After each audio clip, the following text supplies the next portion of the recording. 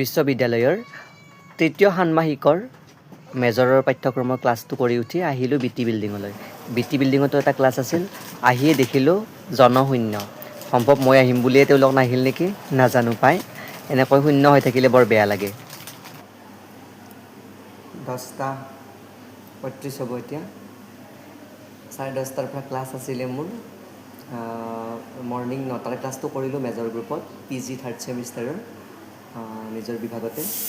এতিয়া আছিলে B T hostel, পুৰণা বিল্ডিঙৰ ফালে গুৱাহাটী বিশ্ববিদ্যালয়ৰ মুখ্য গেটৰ মাজত AEC অৰ্থাৎ এবিলিটি এনহেঞ্চমেণ্ট কোৰ্চ, স্পিকিং সংস্কৃত, নিউজ ৰিডিং, এংকৰিং এনহেঞ্চমেণ্ট কোৰ্চৰ ওপৰত কক্ষটো দেখালোঁ। এতিয়ালৈকে কোনো অহা নাই এতিয়ালৈকে ষ্টুডেণ্ট।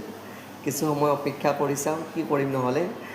মই কিবা কিবি লৈ আহিলে পঢ়ালোঁ হয় আৰু ইমানখিনি পঢ়িম এতিয়া।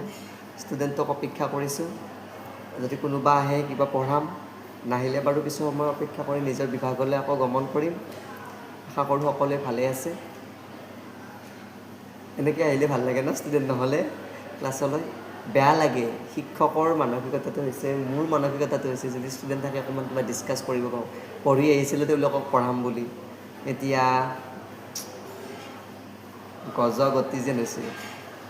অপেক্ষা কৰি চাওঁ আহিব পাৰে। যিহেতু ষ্টুডেণ্ট নাই, ইয়াতে বহি থাকি লাভ নাই, লাইব্ৰেৰীলৈ গতি কৰা ভাল। কিবা কেইটামান প্ৰিণ্ট উলিয়াব লগা আছিলে, প্ৰিণ্ট উলিয়াব দিছোঁ, সেই প্ৰিণ্টখিনি লৈ আহিব। ইউনিভাৰ্চিটিৰ চেনিপুলো খালী পৰি আছে, যিহেতু কক্ষা চলি আছে। আমাৰ সেই মেধাৱী ছাত্ৰকেইটাৰ অনুপস্থিতি। এই কেঁকৰা দাণ্ডিৰ ছাতিটোৰ সোৱাদে সুকীয়া ন।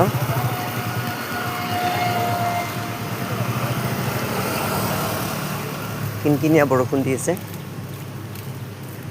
তিতিব মন নাই, বেমাৰ হৈ উঠিছে মাত্ৰ। বাকীখিনি ইয়াতে সমাপ্ত কৰিলোঁ আজিৰ দিনটোৰ ভ্লগছ। মই আহি কৃষ্ণকান্ত সন্দিকৈ গুৱাহাটী বিশ্ববিদ্যালয় চেণ্ট্ৰেল লাইব্ৰেৰী পালোঁ।